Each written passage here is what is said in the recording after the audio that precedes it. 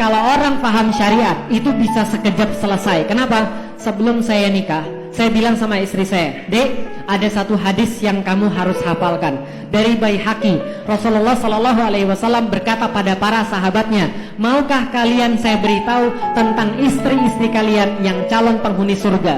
Itu kalau beliau baca istri-istri kalian, kalau saya baca istri kalian. Itu bukti bahwa beliau lebih radikal daripada saya. Yang pertama kata Rasulullah, yang pertama adalah yang penyayang, yang lembut tutur katanya, yang bisa ngurusin anak-anaknya, itu yang pertama. Yang kedua, yang banyak anak. Yang banyak anak berarti lebih daripada 2. Terus Ustaz, BKKBN bilang 2 anak cukup. BKKBN sudah tobat. Sekarang ganti oleh BKKBN. Gantinya bukan lagi 2 anak cukup, tapi 2 anak lebih baik. Jelas? 2 anak lebih baik. Nah, jadi harus lebih daripada 2. Itu adalah program pemerintah. Jelas ya? 2 anak lebih baik. Nah, itu yang kedua, banyak anak. Berarti 3 ke atas. Beliau sudah masuk lah, kira-kira gitu ya. Nah, saya alhamdulillah anak saya 4 gitu kan ya. Oh, itu maksudnya Ustaz kalau foto begini terus? Bukan, ini imajinasi. Paham maksudnya? Kalau ini realita. Gitu. Baik, namun yang kedua adalah banyak anak. Yang ketiga adalah kata Rasulullah yang paling bermanfaat buat suaminya.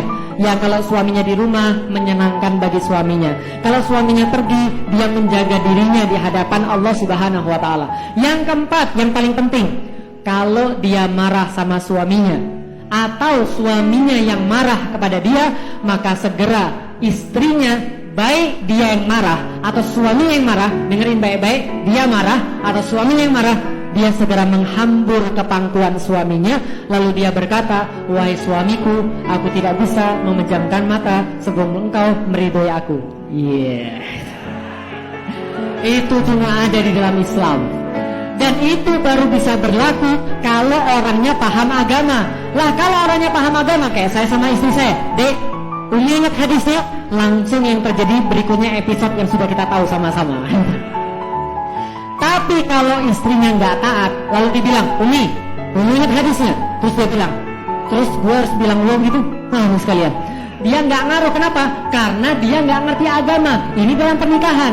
Maka balik lagi ke kakak saya bilang sama ibu saya, nih Freddy mau masuk Islam. Ibu saya terpukul banget. Kenapa? Dia kecolongan sama saya dan dia nggak ngira bakal kecolongan sama kakak saya. Dia bilang, Lik, kamu jangan paksa-paksa kakakmu masuk Islam ya. Saya bilang, saya nggak pernah maksa. Mami kan tahu sendiri, saya sama Freddy adalah orang yang bahkan kemarin mau bunuh-bunuhan.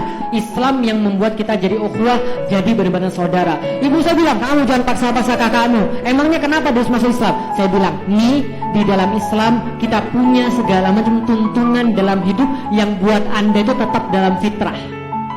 Fitrah itu apa? Fitrah itu begini, Anda pernah beli HP? Kalau HP keluar dari pabriknya, bagus atau tidak? Itu namanya fitrah. Jadi kalau kita baru keluar dari Allah itu fitrah. Tapi berikut-berikutnya Anda lebih cenderung pada keburukan. Itu maksudnya. Supaya kita tetap fitrah, maka ada syariat. Supaya hidup kita bisa benar, hidup kita bisa enak, hidup kita bisa bagus. Allah nggak perlu syariat. Yang perlu syariat kan kita, bukan Allah. Maka saya bilang sama ibu saya, kalau supaya hidup bisa baik, berkeluarga jadi baik, ngurusin kemudian uang jadi bagus, bertetangga jadi bagus, bersosial jadi bagus, bernegara jadi bagus, makanya ada syariat. Ibu saya bilang, emangnya rumah tangganya Muhammad bagus apa? Kakak saya yang jawab, bukan saya. Saya mau jawab tapi saya tahan. Yang jawab kakak saya. Ya, kakak saya bilang, istrinya banyak tuh.